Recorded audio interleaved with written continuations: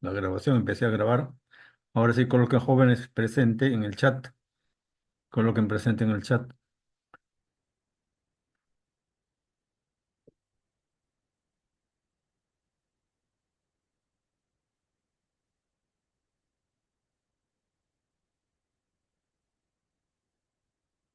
Coloquen presente en el chat.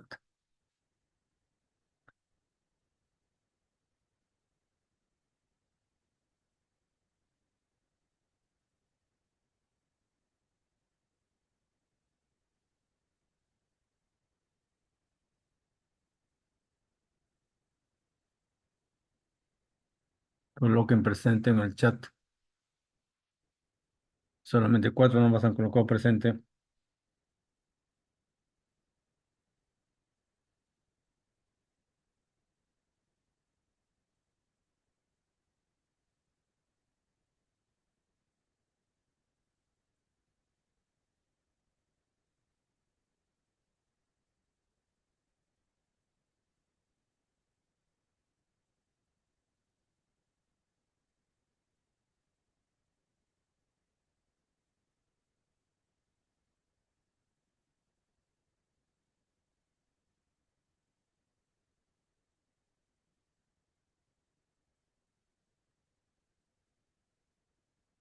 Bien, jóvenes.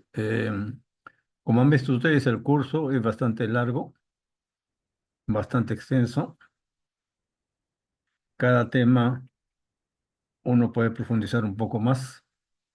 La idea es que ustedes tengan una idea general de todo. Para probar el curso solamente se necesita 10, no necesita más. Prácticamente lo principal del curso ya se ha dado en las semanas anteriores. Se realiza eso con el fin de que ustedes tengan el tiempo para poder revisar bien esos temas. Lo que nos resta ahora es bastante poco. En la última semana, generalmente es la última semana, donde la mayoría hace sus trabajos, da sus prácticas. Es por esta razón que prácticamente el curso le falta solamente un poco. Todo lo demás ya ha sido realizado. Vamos a compartir pantalla.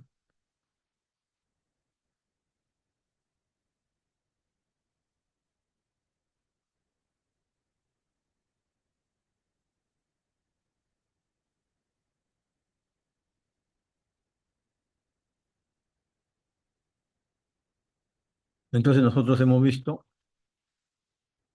la operación unitaria de destilación utilizando platos, una torre de platos. Ahora lo vamos a ver utilizando una torre empacada. Lo primero que se nos viene a la mente es el hecho de que como hay una alimentación y esa alimentación ingresa a una cierta altura de la columna, a esa altura se va a tener que cortar el empaque. Es por eso que ustedes ven aquí en la figura, primero vemos esta figura esquemática, acá hay un empaque, aquí abajo hay otro empaque y aquí está la alimentación. Esa alimentación ingresa y el líquido que está cayendo, lógicamente, se va a tener que distribuir a lo largo del empaque. Por eso nosotros hemos, ahora si vemos al lado derecho, ven ustedes este distribuidor tipo represa de tina, acá, ahí está la alimentación y cae a través del empaque.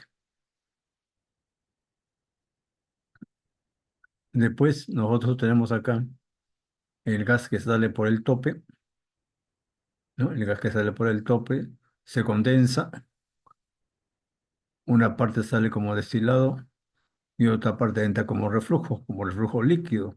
Y es que el líquido también tiene que ingresar en forma distribuida hacia el empaque.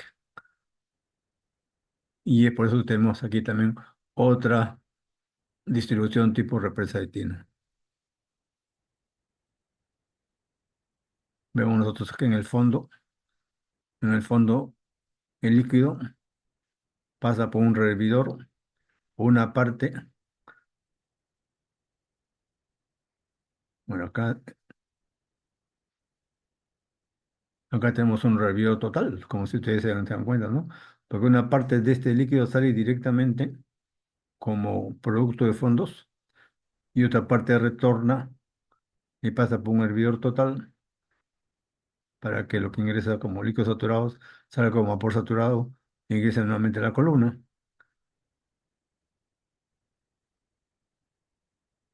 Entonces estamos viendo que existen dos zonas, la que ya conocemos, el enriquecimiento y el empobrecimiento, y cada una de ellas tiene su empaque.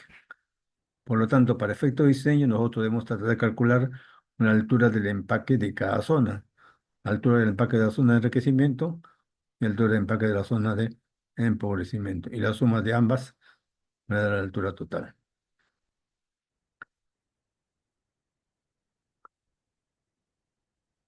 Vean ustedes en esta presentación, en esta foto que ustedes observan, acá tengo un empaque tipo aleatorio, mientras que acá tengo un empaque, ¿no?, de estructurado. Ya nosotros hemos hablado de las características de cada uno de estos empaques, ¿no? A ver, entonces, la primera pregunta que nos hacemos es, bueno, pero entonces, ¿puedo utilizar indistintamente una torre empacada o una torre de platos para una operación de destilación? Pues la respuesta es bastante clara. Lo más común usado para una operación de destilación son la torre de platos. Solamente se utilizan las torres empacadas cuando, como ven ustedes acá, la caída de presión que se necesita, que se desea, sea bastante pequeña. Esto sucede, por ejemplo, en las destilaciones a vacío. Entonces, en este tipo de destilaciones, lógicamente, es importante, ¿no?, que la caída de presión sea bastante pequeña para no gastar mucho ¿no?, en el equipo de vacío. Por ejemplo, ustedes si revisan un poco los, las tesis que existen en la facultad. Existe una donde se ha realizado el diseño para una columna de destilación empacada para para la columna de fraccionamiento al vacío de destilación de petróleo. O sea, saben que el petróleo cuando ingresa pasa por una fraccionadora atmosférica y por una fraccionadora al vacío. Entonces, esa de fraccionadora al vacío, tomando en cuenta lo que les mencioné de que se desea baja caída de presión, entonces se ha realizado el diseño con una torre empacada. Entonces pueden ver ustedes buscando en las tesis de la facultad ese diseño. ¿En qué más se utilizaría? En el caso de una torre de platos, nosotros debemos tomar en cuenta que la fase continua es la fase líquida. En cambio, una torre empacada, la fase continua es la fase gas y la fase dispersa en la torre empacada es la fase líquida. Entonces, en una torre de platos, una torre de platos, nosotros tenemos los platos y encima del plato se encuentra el líquido.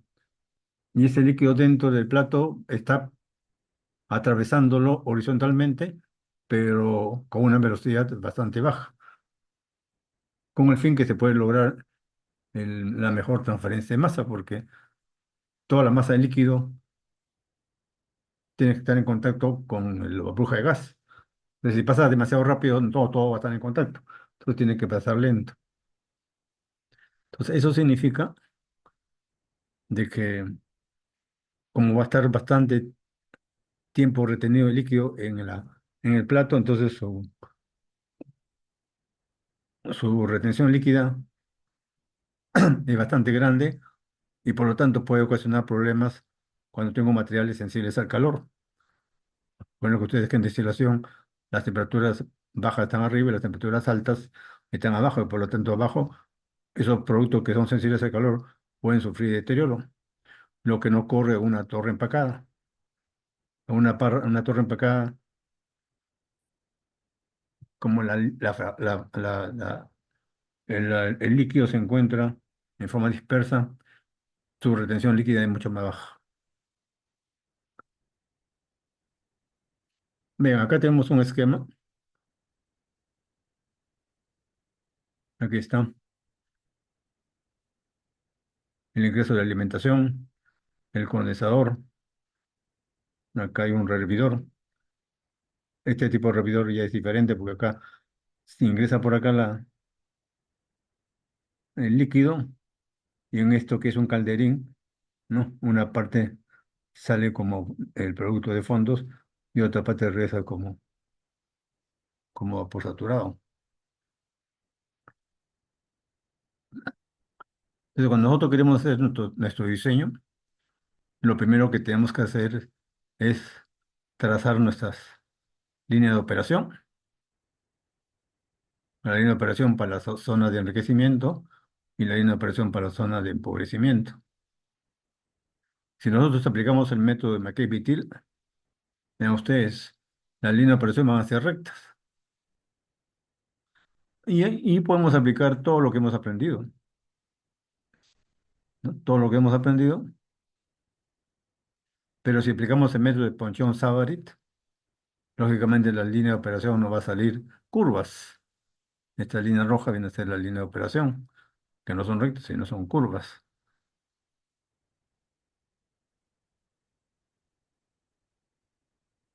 Entonces, nosotros podemos aplicar cualquiera de los métodos, pero el primer paso es establecer las líneas de operación.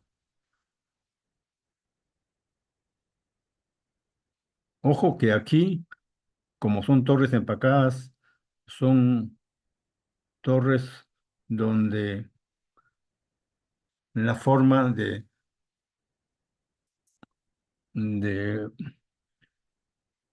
nombrar a los flujos y concentraciones, recuerden ustedes para el caso de torres empacadas, torres de contacto continuo, eran simplemente su índice del punto a donde entraban o salían.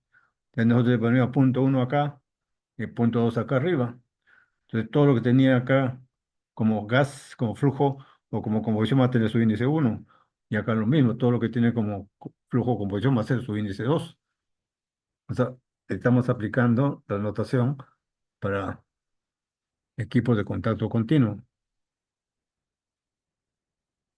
Entonces acá tenemos L2, Gl2. Y acá solamente es necesario eh, hacer una pequeña observación. Lo que acá tenemos es un calderín. Y nosotros decíamos que en el calderín asumíamos que dentro el gas y el líquido están en equilibrio. O sea, este residuo B doble está en equilibrio con este vapor soltero G1 con raya. Entonces el empaque va a ir solamente hasta G sub 1. Entonces si nosotros tenemos el XB doble aquí en la figura, tenemos el XB doble. El XB doble de acá está en equilibrio con G sub 1. Y acá ponemos XB doble, curva de equilibrio viene a ser esta, y ahí estaría G sub 1. Pero G sub 1 está en línea de operación con X sub 1. G sub 1 con línea de operación con X sub 1. Entonces vamos a la línea de operación. Acá está G sub 1, este sería X sub 1.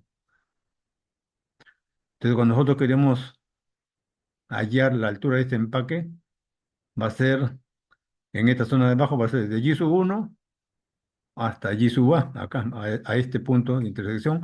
Le vamos a llamar el punto donde el valor de X va a ser X sub A y el valor de Y va a ser Y sub A.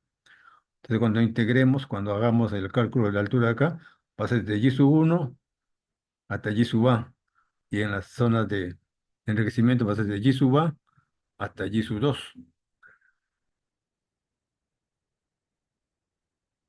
Entonces, para cualquier valor de Y, en esta gráfica de acá, cuando vamos al curva de equilibrio, vamos a hallar X asterisco. Y cuando vamos a la línea de operación, vamos a hallar X. O al revés, para cualquier valor de de X, trazamos una vertical, pasamos por X y en la línea de operación voy a tener Y y en el curva de equilibrio voy a tener Y asterisco. Esta línea que he trazado por acá, esta línea recta, es una línea recta que tiene esta pendiente de caso X prima sobre caso Y prima. Por lo tanto, la intersección de esta línea recta con la curva de equilibrio me da X sub Y y sub Y, las concentraciones en la interfaz. Todo esto mismo está repetido acá, con la única diferencia que la línea de operación no son rectas, sino son curvas. X sub A, Y sub A, el Y asterisco, el X asterisco. Vean ustedes el Y sub 1 en equilibrio con X doble y el Y sub 1 con la línea de operación con X sub 1. Una vez que ya tenemos nuestras líneas de operación, hacemos lo mismo que hemos hecho en absorción. Recuerden ustedes, y esto ya lo hacemos o ya sabemos cómo hacerlo, hacer esto, ¿no? Tomar un diferencial de z, hacer acá un balance, y de ese balance nos sale finalmente esto, que la derivada del g' por y con respecto a z, dividido sobre el área de transferencia, va a ser igual al flux n sub a. Y el flux n sub a puede ser calculado en base al caso y minúscula, al caso y mayúscula, solamente que en este caso, como en una destilación, no solo hay una transferencia de un componente, sino de los dos. El componente A, que es el componente más volátil, pasa del líquido al gas y el componente B en sentido contrario, del gas al líquido. Entonces, los coeficientes de transferencia de masa para este caso, ustedes deben recordar en las primeras clases, no son K sub Y, K sub X, sino K sub X prima, K sub Y prima, K sub X mayúscula prima, K sub Y mayúscula prima. Recuerden que lo estamos haciendo todo en función del componente más volátil. Por eso que aquí colocamos en función solamente de la fase gas, caso Y', el coeficiente de transferencia de masa para este caso, multiplicado por la fuerza impulsora.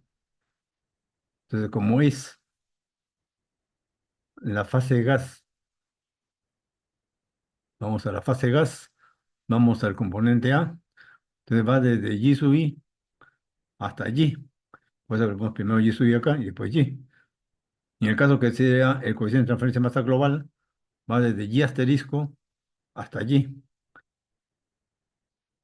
Y todo esto mismo que hemos hecho con la fase gas lo podemos hacer en la fase líquida. Igual. Entonces ahora este flux va a estar dado por el coeficiente de transferencia en masa correspondiente, pero como es en la fase líquida, agarramos la fase líquida del componente A, porque todo está referido al componente A, y simplemente acá colocamos el valor en el seno de la fase gas X menos X sub I. En el caso del coeficiente de transferencia en masa global, valor de X menos X asterisco.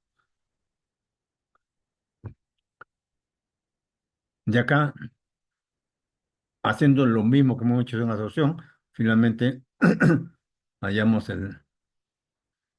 la altura para la zona de enriquecimiento.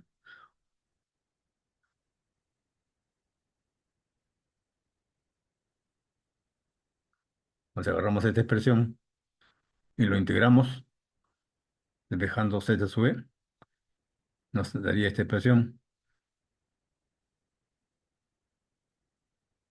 Si tomamos en cuenta esta expresión de acá, con respecto al líquido, tomamos esta expresión de aquí de abajo, y a partir de acá, recuerdan ustedes, vamos a tener nosotros cuatro expresiones.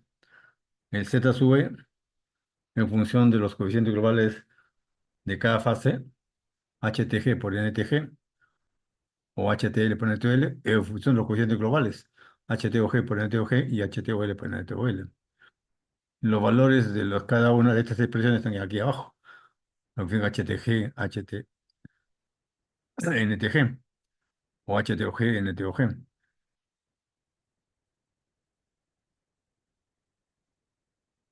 Entonces, uno podría pensar de que esto es similar a la absorción en todo y no es en todo similar, porque mientras que en absorción nosotros normalmente teníamos una temperatura que no se movía mucho, acá no. Acá sí la temperatura va a variar bastante, desde el tope hasta el fondo. Por lo tanto, los valores de coeficiente de transferencia de masa tendríamos que tenerlo en función de la temperatura, lo cual es algo difícil de, ¿no? de obtener experimentalmente. De ahí que hay que tener valores, depende de una temperatura mayor, ¿no? Y tener en consideración los errores que se puede cometer, porque finalmente eh, no se va a tener a todas las temperaturas que estamos deseando. Entonces, lo mismo que hemos hecho para la sección de enriquecimiento, lo hacemos para la sección de empobrecimiento, que acá le ponen ese de stripping, despojo, ¿no? Despojar, stripping. Y lo mismo, vamos a tener cuatro presiones, y las cuatro presiones aquí están abajo.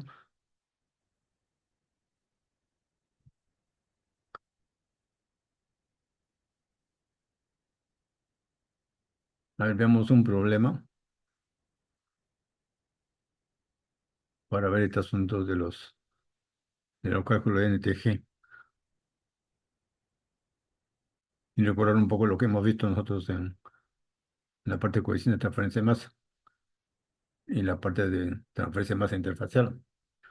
A ver, dice, en una columna de destilación o una atmósfera de presión, ya hemos dicho de que la presión en la cual se debe trabajar en una columna de destilación, no si es que no se quiere, digamos,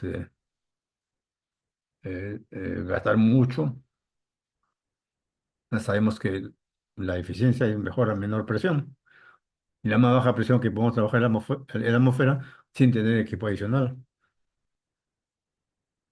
Entonces, estamos separando un componente volátil A del componente menos volátil B. Tiene un condensador total y un calderín.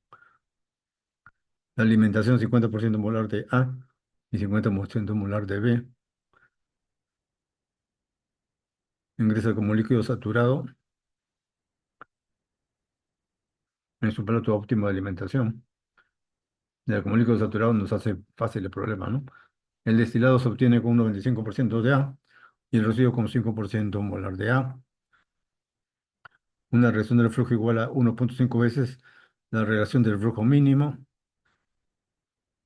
La volatilidad relativa para esta mezcla binaria a presión atmosférica es 2,0. Vean ustedes la forma como me da la volatilidad relativa. Me da un solo número, ¿no? Y a partir de este número nosotros podemos hallar toda la curva. Me piden el número de etapas ideales. Después me piden el número de unidades de transferencia. Cuando EK' sobre KX' sobre KY' es igual a -1. Y cuando este es igual a infinito.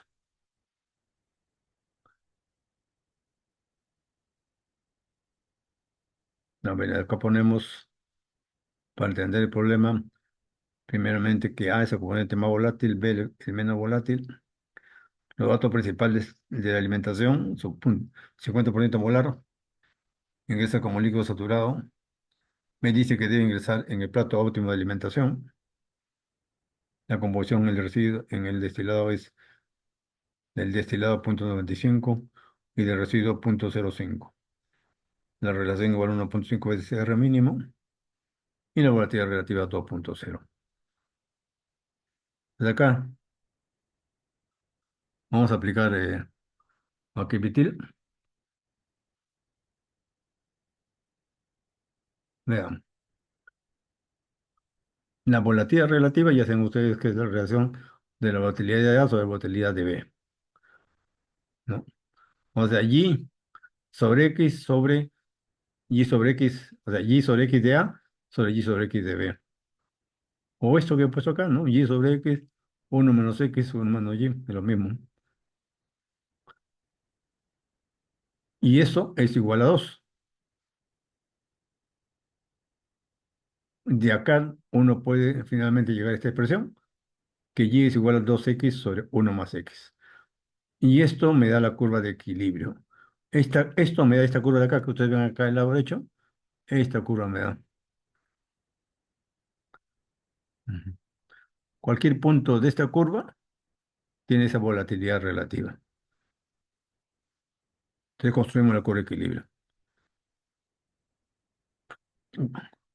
Como me dicen que es 50% volar, agarro el punto 5 y tengo este punto de acá.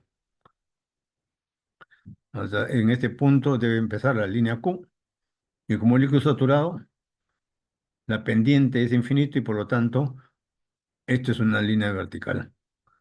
Esta línea roja es la línea Q, líquido saturado.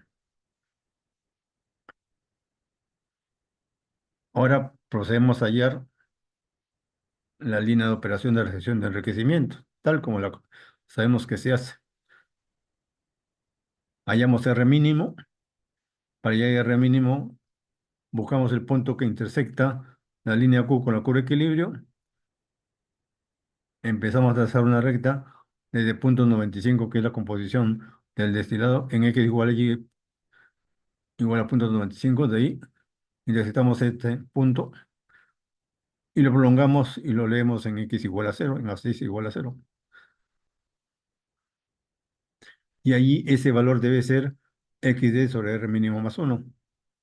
De ahí debajo es R mínimo y sale 1,714. La relación de reflujo mínimo es 1,714. Ahora me dicen que R es 1,5.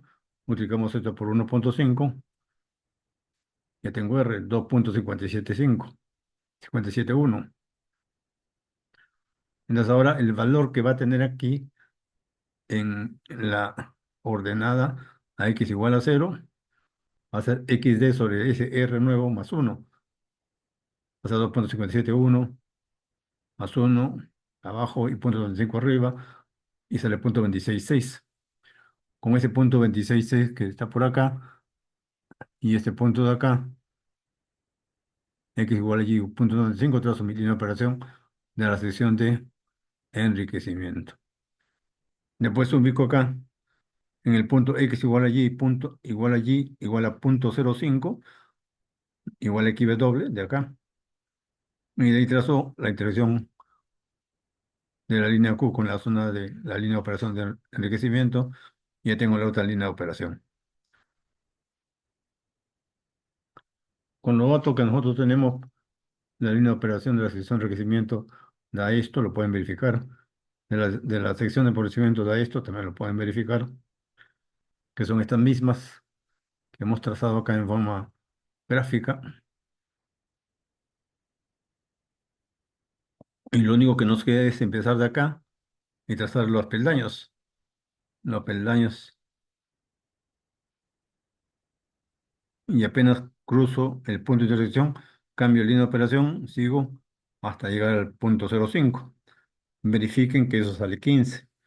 15 etapas ideales. Y el plato óptimo en el cual se cambia de línea de operación es el octavo. Verifiquen que es el octavo.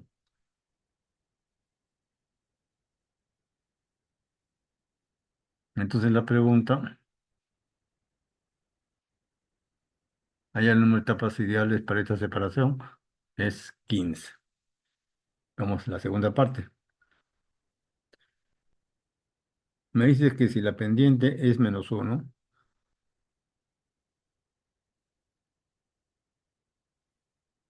hallar el número de unidad de transferencia. Me piden hallar este de acá, este de acá, el NTG.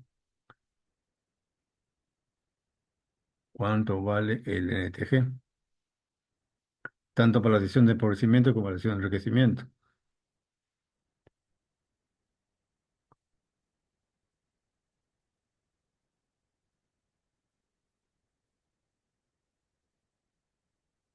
A ver,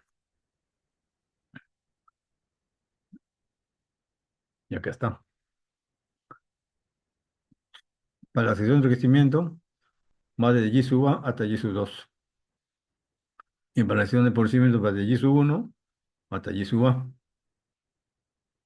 La integración, ¿no? Y sub i menos y, abajo como denominador. Entonces, qué es lo que se tiene que hacer? Es para cada valor de x hallar el y el y sub i. Para cada valor de x.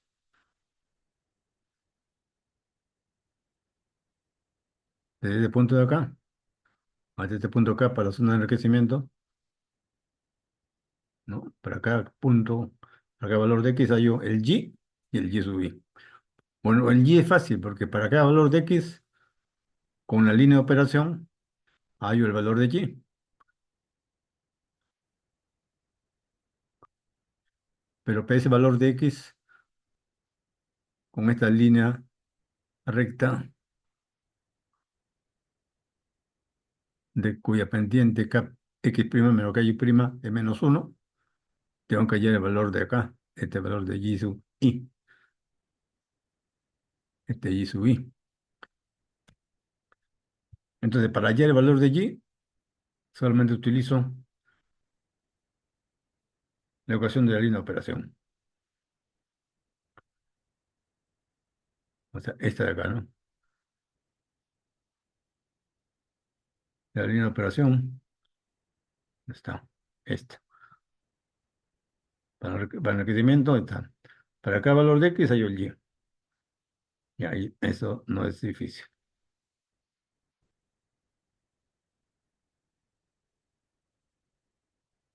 Ahora me falta hallar el valor de y sub i. Y ese valor de y sub i es la intersección de esta línea con la curva de equilibrio. Y acá está. Entonces nosotros tenemos aquí, de la gráfica, este y sub i, x sub i, y sub i menos y sobre x sub i menos x, y sub i menos y, x sub i menos x, me dice el problema que es menos 1, acá está menos 1. O sea que x' sobre k sobre y' es menos 1. De esta expresión sale esta expresión 1. O sea, eso está representando a esta línea de acá. La otra es la curva de equilibrio. Y la curva de equilibrio hemos dicho que está dado por esta expresión 2 de la volatilidad relativa. Entonces, dos ecuaciones con dos incógnitas y lo resolvemos porque para cada x hay un y. Entonces, esos son valores ya que ya nosotros tenemos para cada punto. Resolvemos cuánto vale el x sub i y el y sub i.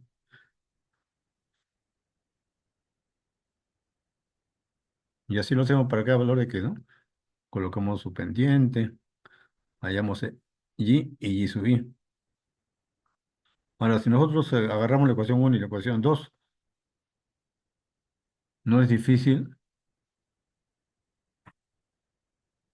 ver que esa es una ecuación que se resuelve y sale una ecuación cuadrática. Y entonces acá nosotros tenemos desde x igual a 0,5 hasta x igual a 0,95. Con la línea de operación de la sección del crecimiento hallamos rápidamente el valor de y. Y de la ecuación cuadrática, que ustedes lo pueden obtener, ahí tengo el a, el b, el c,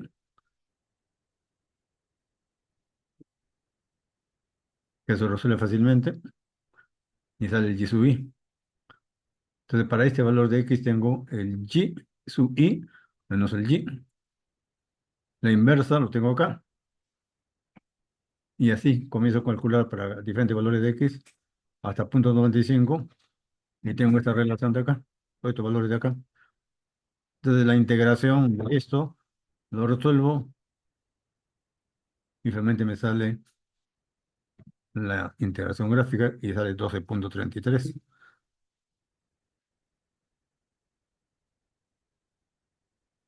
Lo mismo hacemos para la sección empobrecimiento. Para cada valor de X, desde 0.05 hasta 0.13, perdón, hasta 0.5, hacemos lo mismo, ¿no? De la línea de operación, esta vez de empobrecimiento hallamos el Y, y de la ecuación cuadrática correspondiente hallamos el Y sub I.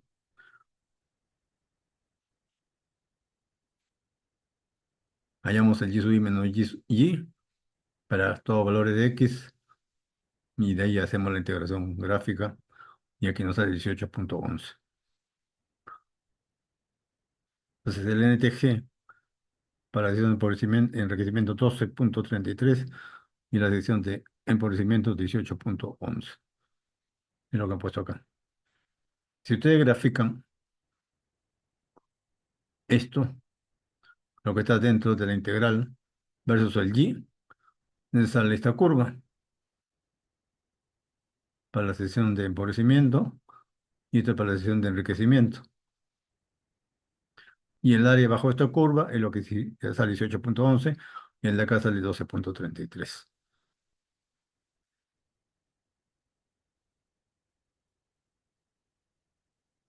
Para la solución C, me dicen que esta vez considere que esta relación va a ser igual a infinito. Eso significa que estas pendientes que habíamos visto acá ya no van a tener esta inclinación, sino van a ser todas verticales. Si son verticales, ya no tenemos que hacer ningún tipo de ecuación cuadrática porque sale directamente, ¿no? Para cada valor de X, tengo el valor de Y de la línea de operación y tengo el valor de Y asterisco, o perdón, Y sub I de la curva de equilibrio. Me sale mucho más fácil todavía. Bueno, ustedes pueden hacer los cálculos correspondientes, que van a ser más fáciles. Y para esa vez sale 7.89 para acción de empobrecimiento y para enriquecimiento 7.34.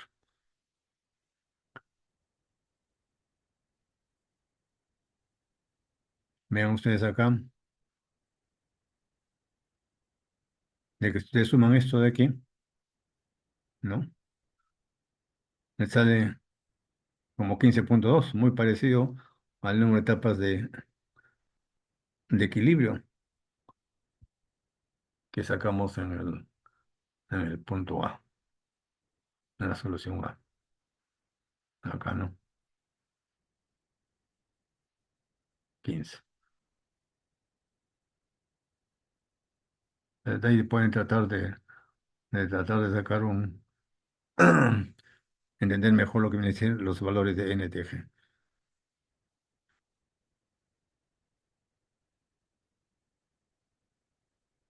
Bien, entonces ahora, a ver acá. Le estoy dejando este problema. ¿No? Ustedes es el diagrama de entalpía de concentración. Y aquí está el texto. Y la idea es lógicamente resolverlo acá en forma gráfica. 30% vaporizado,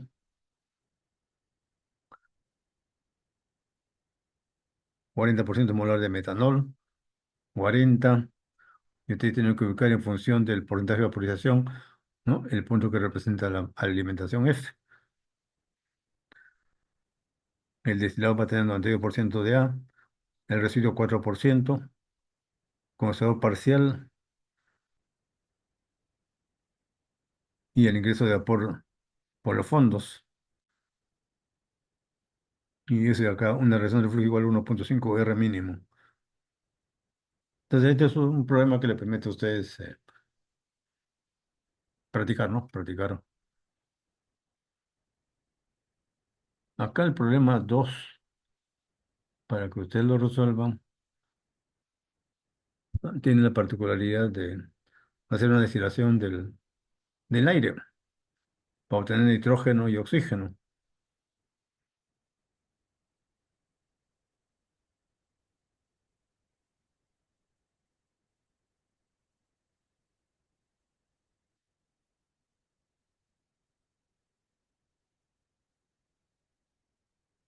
Entonces, acá Una torre que consta de 6 platos con eficiencia del 100%, un calderín y un condensador total. Se utiliza para separar parcialmente oxígeno del aire a la presión manométrica de 4,6 kilogramos de centímetro cuadrado. Se desea operar una relación de reflujo 2,5. De frente me da el valor de relación de reflujo sin referirlo al R mínimo y obtener un producto de fondos con un contenido de 45% en peso de oxígeno.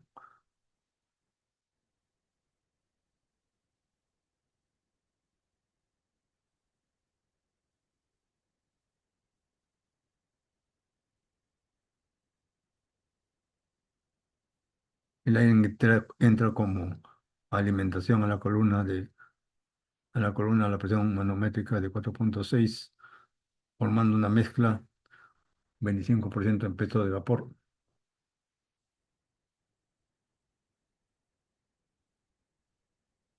En la tabla siguiente se indican los datos de entalpía y concentración de la mezcla de oxígeno y nitrógeno. Calcula la composición del producto de tope. Ujú. Ven ustedes que en este caso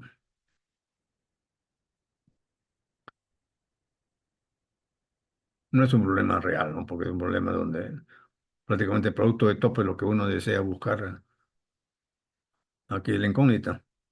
Pero de todas maneras, sí se puede calcular, porque me dan ya el dato del número de platos ideales que va a tener, 6 platos. Entonces aquí se supone que ya se conoce la composición de la alimentación, porque es aire, ¿no? El aire contiene 79% de nitrógeno y 21% de oxígeno.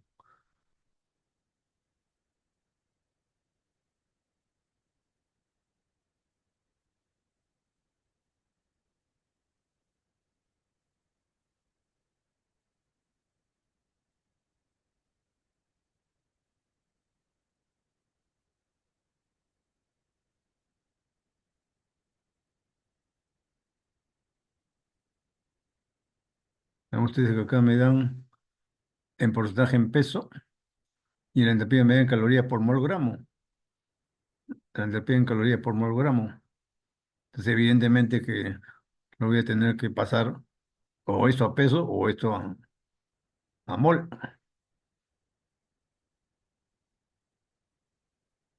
De repente es más conveniente pasarlo a mol. Recuerden que el porcentaje del oxígeno en el aire es volumétrico y por lo tanto es molar. De tampoco no se vayan a confundir.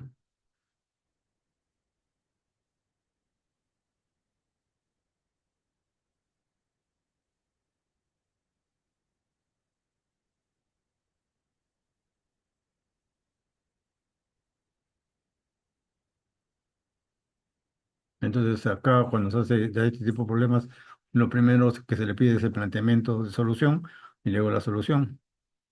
Y cada uno tiene su puntaje. A ver, entonces este es el último punto que vamos a tratar en el curso. Comparación entre la torre de platos y la torre empacada. Y los criterios que vamos a tomar para esa comparación van a ser 12 criterios ahí.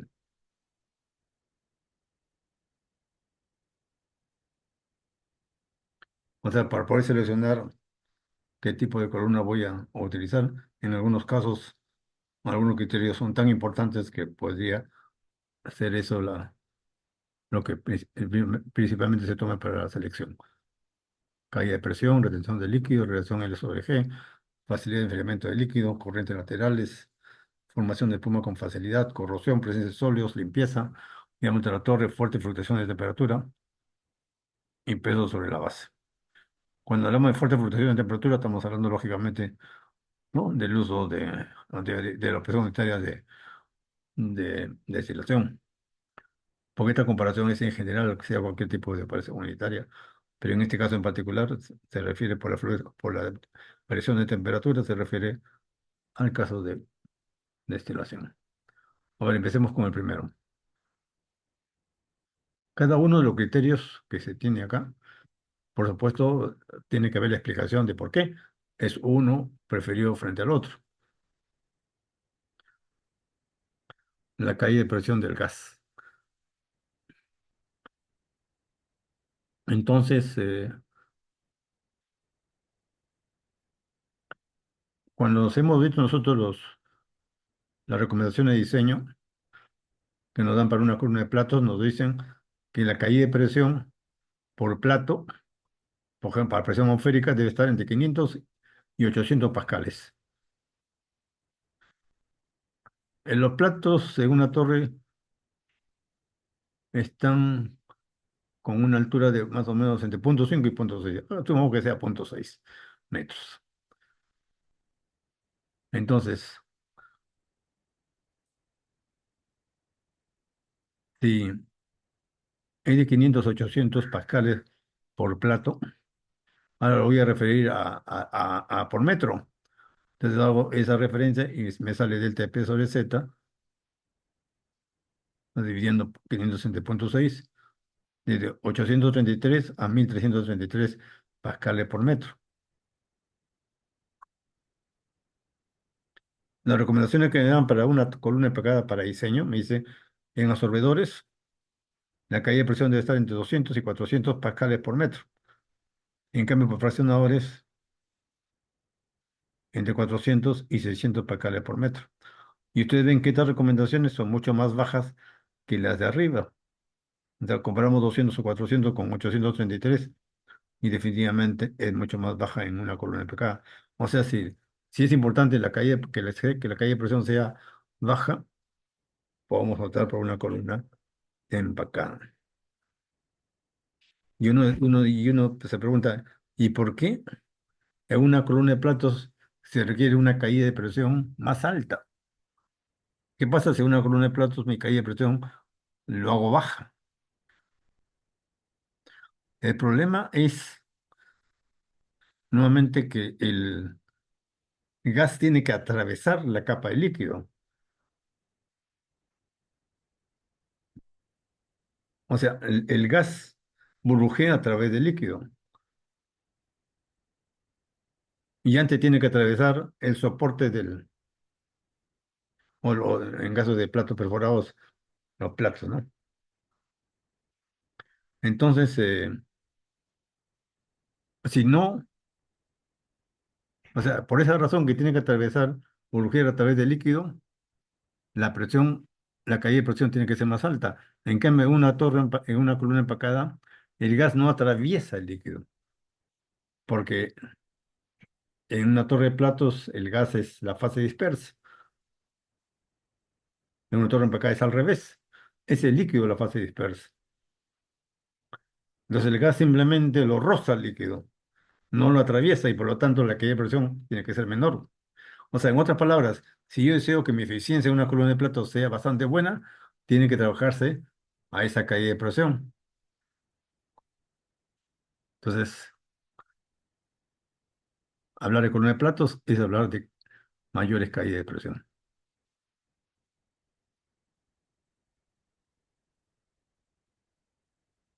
Entonces, vuelvo a repetir, si mi caída de presión del gas es muy importante, mi selección sería una torre empacada. Veamos el segundo criterio, retención de líquido. De esto ya vamos un poco al inicio, ¿no?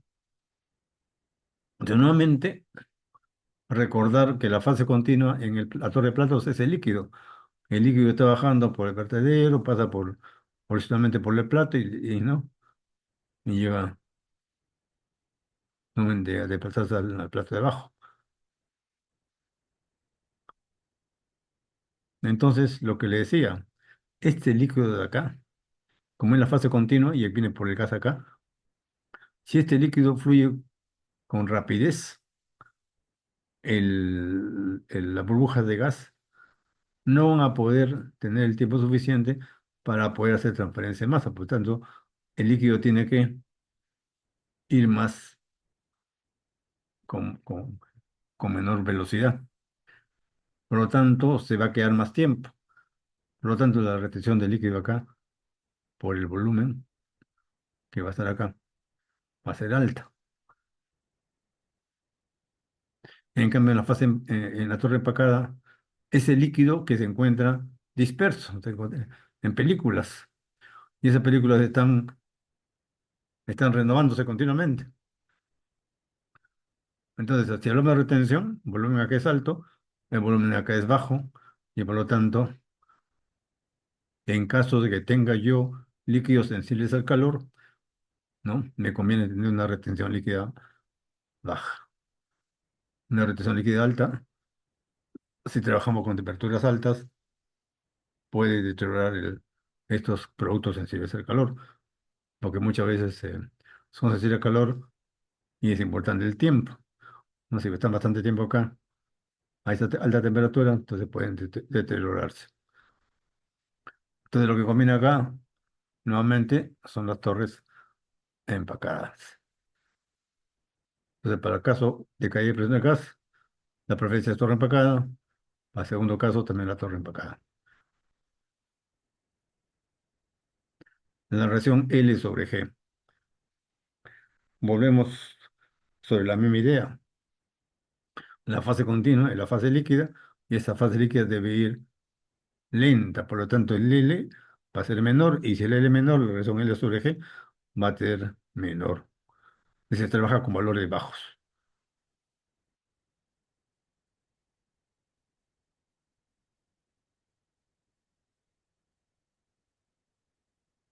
En el caso del gas es al revés.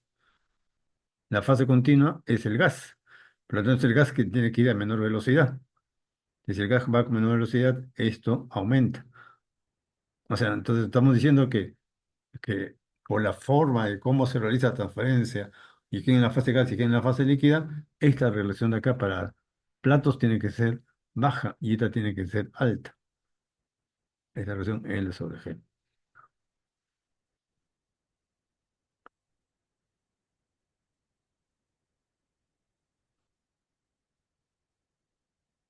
Enfriamiento del líquido.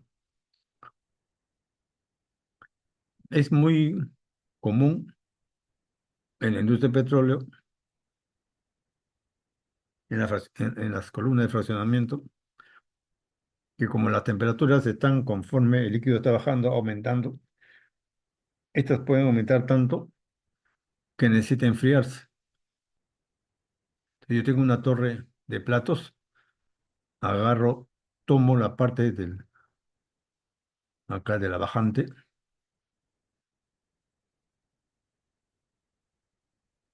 de aquí tomo la parte líquida, lo saco, lo caliento,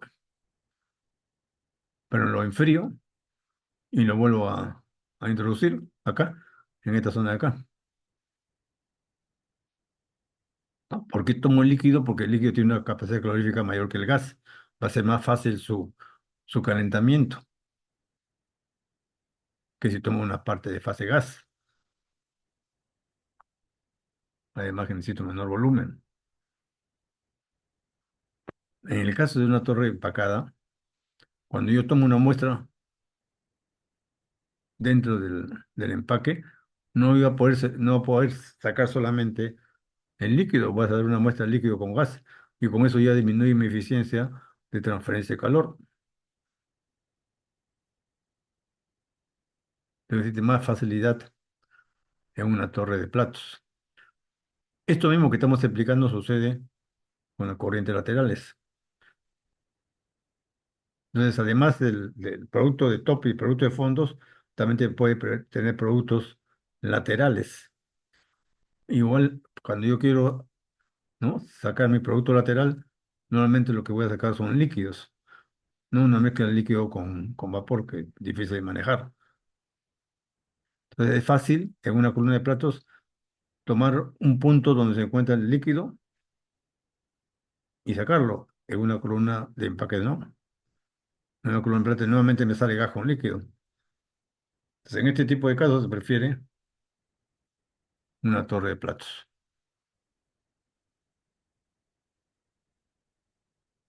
A ver, sistemas que forman espumas con facilidad.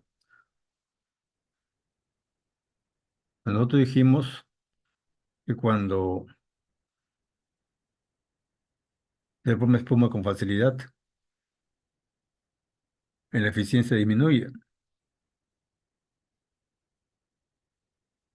¿No? Esas espumas son llevadas por el gas. El gas está ascendiendo a través de la columna de platos, en el sistema forma espuma y esa espuma se lo lleva la fase gas hacia arriba. Espuma es partícula pequeña de líquido, hace que la eficiencia disminuya. ¿Y por qué se forma espuma con facilidad en una columna de platos? Porque el gas burbujea a través del líquido. Y ese burbujeo hace que la espuma se forme más.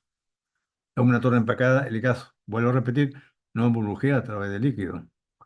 El gas lo roza y por lo tanto se forma espuma, pero no tanto como el caso anterior. Entonces, si tengo un sistema que forma espuma con facilidad, recuerden ustedes que me alejo de las condiciones de inundación, puede ser una, pero también en este caso debo emplear una torre empacada. Si existe corrosión, si tenemos, digamos, medios ácidos, por ejemplo, entonces obligado en una columna, en una torre de platos a utilizar materiales metálicos que resistan a este tipo de medios corrosivos, materiales metálicos bastante caros. En torre empacada queda la posibilidad de utilizar materiales cerámicos.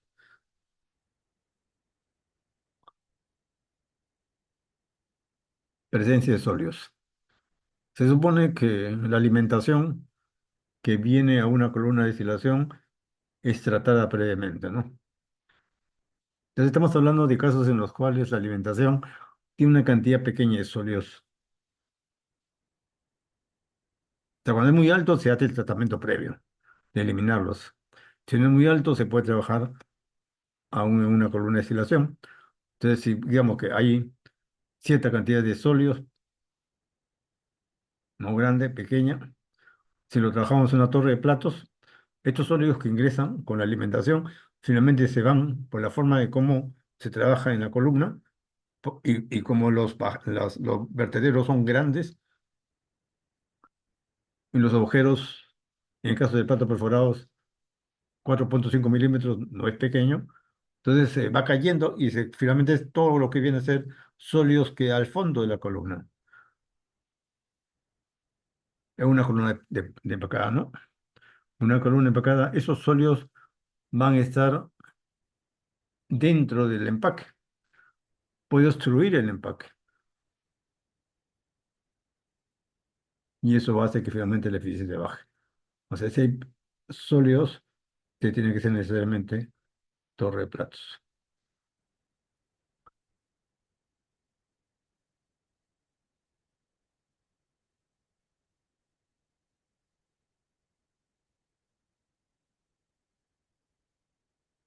A ver, limpieza. También hemos mencionado cuando hablamos de una torre de platos que existen en columna de plato lo que viene a ser la entrada de hombre o manhole. Entonces, a ciertas alturas en la columna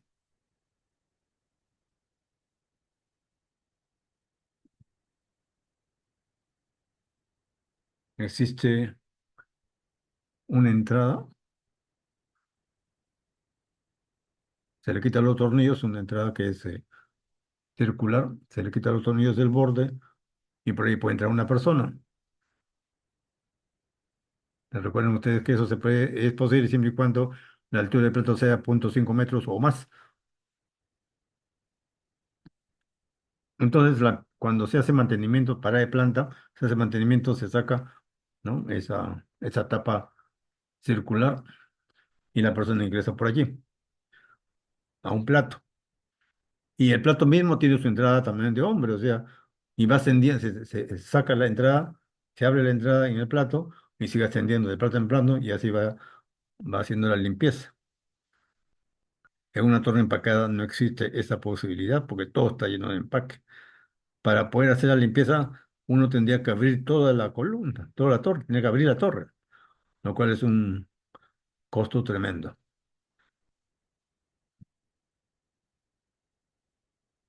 Desde el punto de vista de diámetro de la torre, a ver, eh, normalmente cuando son diámetros grandes, se utiliza torre de platos. Al contrario, ya puede tener mi diámetro bastante grande y lo único que estoy agregando son más perforaciones o más platos tipo válvula, platos tipo burbujeo, campaña de burbujeo. Mm. En una torre empacada ya sabemos que existe dificultad cuando el fluido cae por el empaque porque existe una canalización hacia las paredes. Y es por eso que necesitamos un redistribuidor de líquido. Y cuando más diámetro tiene la columna, mayor va a ser el problema de canalización.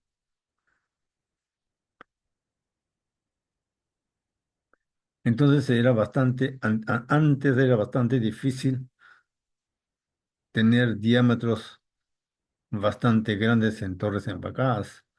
Estamos hablando de 1 a 1,5 metros. Más de eso no. Esto se ha mejorado con los nuevos empaques estructurados. ¿No? Con eso se ha mejorado un poco tener diámetros un poquito más grandes.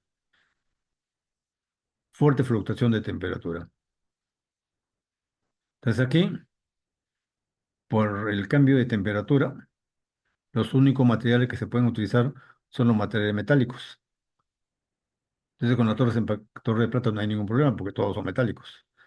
Con las torres empacadas solamente si se va a utilizar, podrían ser utilizados empaques de metal, no los empaques cerámicos ni los plásticos. Y finalmente tenemos el peso sobre la base. Entonces, ¿cuánto pesa la columna? Lógicamente va a depender del peso de los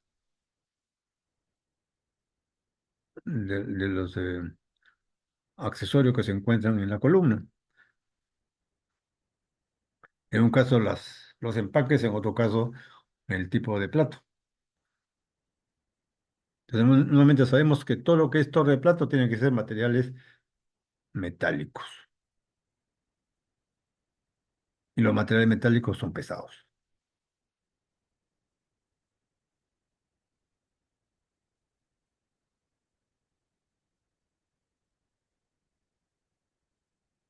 Entonces, si voy a utilizar empaque de plásticos, no, si voy a utilizar empaque de plásticos, entonces se puede tener, o sea, el peso sobre la base para una torre empacada va a ser bajo.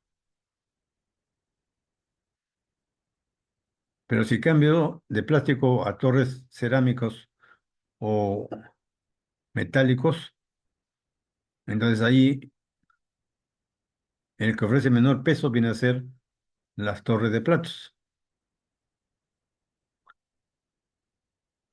Es decir, si seguimos aumentando los pesos, ya vendrían las torres empacadas cerámicas y metálicas.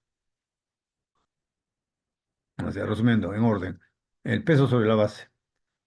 El menor peso sobre la base me dan las torres empacadas utilizando empaque de plástico. Más peso, sigo con la torre de platos. Más peso, ya las torres empacadas, pero con materiales cerámicos o metálicos. Entonces, cada uno de estos, en conjunto, de forma individual, pueden decidir sobre cuál tipo de de torre utilizar, de platos o torre empacada. Bien, jóvenes, con esto terminamos el curso. En el examen final, como siempre, no voy a colocar preguntas más que aquellas que parecidas a las que hemos resuelto, con algunas variaciones propias para que no sean iguales, pequeño razonamiento. Pero también voy a colocar algunas preguntas, digamos, de 2 o 3 puntos para que me contesten el por qué, ¿no? Le puedo poner, por ejemplo, ¿por qué se utiliza una relación L sobre G mayor en columna de platos o en columnas empacadas? O dígame usted, en una columna de platos, ¿cómo es la relación L sobre G con respecto a una columna empacada? Justifique su respuesta.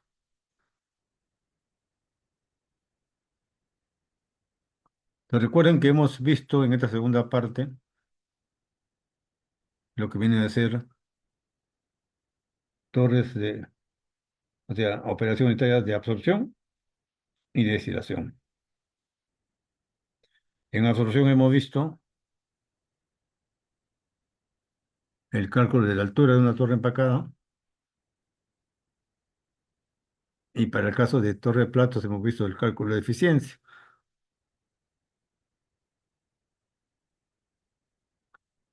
En columna en destilación hemos visto el los diferentes conceptos que existen con respecto al ingreso de la alimentación a la columna, los tipos de la forma como ingresa la alimentación con una vaporización flash adiabática o isotérmica. Cada uno tiene una diferente forma de manifestarse. Y después hemos visto el cálculo del número de etapas teóricas con el método de McKee-Bettier y el método de Ponchon-Savarit. Dentro de todo ese conjunto de temas, puedo colocar preguntas digamos, de concepto, ¿no? Que me expliquen, ¿no? Por ejemplo, por qué en una columna de destilación la presión de la columna está dada simplemente por la composición del destilado y por el tipo por el tipo de medio de enfriamiento en el condensador. Normalmente estamos hablando de preguntas de lo cual hemos hablado en las clases.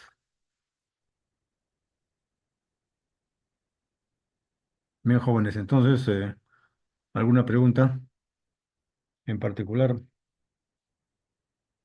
sobre el tema, sobre el examen final?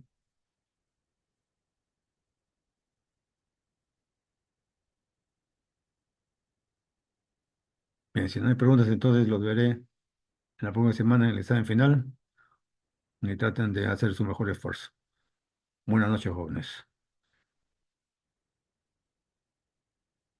Hola, Borja. Hasta Noche, luego. profesor. Hasta luego.